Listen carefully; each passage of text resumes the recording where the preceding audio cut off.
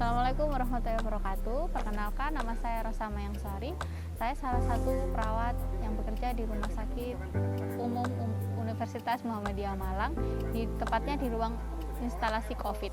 Saat ini pasien COVID sedang sangat melonjak, mulai dari bulan awal Februari kemarin. Nah, saat ini yang di gelombang ini kebanyakan yang datang di rumah sakit kami ini adalah meliputi anak, lansia, ibu hamil, ibu melahirkan, dan mayoritas yang paling banyak adalah anak dan juga ibu melahirkan.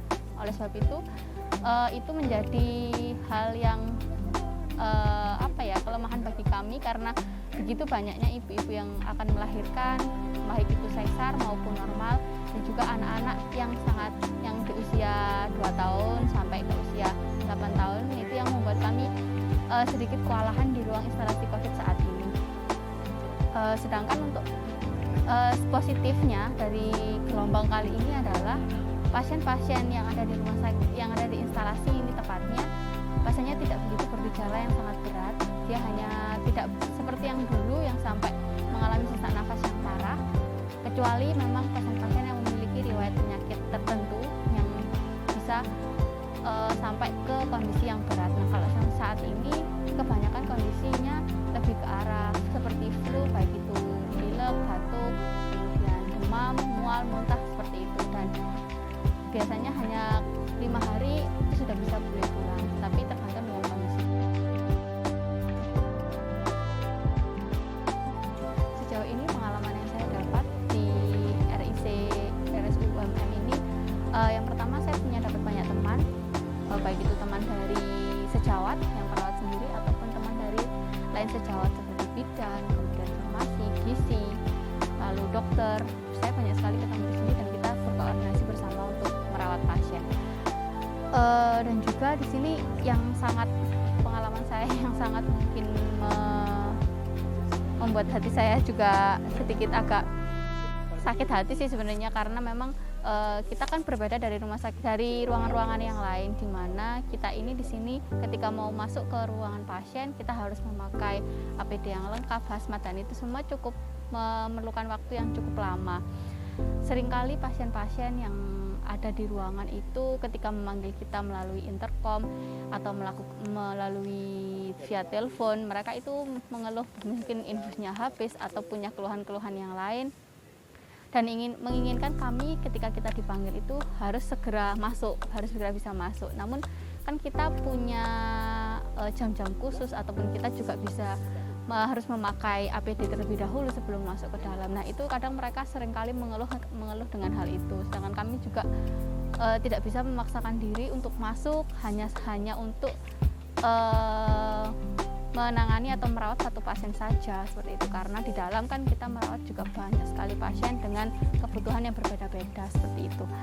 Dan kemudian untuk yang keluhan yang lain itu seringkali kita, terutama saya ini, sangat menjaga jarak dengan keluarga, di mana saya memiliki keluarga dan juga anak yang masih kecil, kurang dari 2 tahun, dan itu saya sangat menjaga sekali jarak dengan anak saya. Kebetulan karena saya juga pulangnya ke rumah.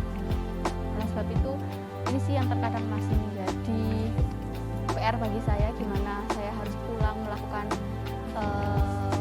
ritual-ritual khusus sebelum saya harus memegang anak saya, seperti itu. Kemudian dan juga jam kerja kita di ruang RIC ini, karena sekarang ada pandemi lagi, gelombang ketiga ini, kita seringkali kerja overtime, di mana karena memang ketika kita masuk merawat pasien ini kita baru bisa keluar sudah mepet dengan jam shift kita, dan sedangkan keluar pun kita harus operan terlebih dahulu, dan operannya pun karena memang pasiennya banyak, jadi memang lama, butuh waktu yang sangat lama, seperti itu. Kemudian untuk biasanya sih kalau untuk mengurangi kejenuhan yang kita lakukan di dalam itu, yang seringkali sih yang pertama kita bisanya bermain medsos sih, terutama untuk membuat video-video lucu-lucuan aja sebenarnya untuk hiburan buat kita, baik itu membuat video TikTok dan reel Instagram, atau cuma video-video yang cuma kita asumsi untuk pribadi aja. Selain itu kita cuma biasanya kita mengisi waktunya untuk cerita-cerita sama teman-teman, mungkin cerita tentang keluarga, cerita tentang teman-teman dan lain sebagainya, dan atau apapun yang kita sukai, seperti itu sih. Untuk mungkin pesan-pesan sejauh ini ketika saya sudah sampai di merawat pasien COVID, yang saya lihat, saya melihat sendiri bagaimana virus ini menyebarnya juga sangat cepat, di mana saya seringkali pasien masuk ke sini, kita harus memasang monitor, kita harus memasang oksigen dengan cepat, kita harus melakukan tindakan-tindakan lain, memasang infus, ataupun seringkali kita pada bayi yang akan melahirkan, kita harus menjadi perawat perinatologi untuk bayi yang baru keluar, dan kita juga mengantarkan pasien untuk melakukan sesar ataupun membantu untuk persalinan.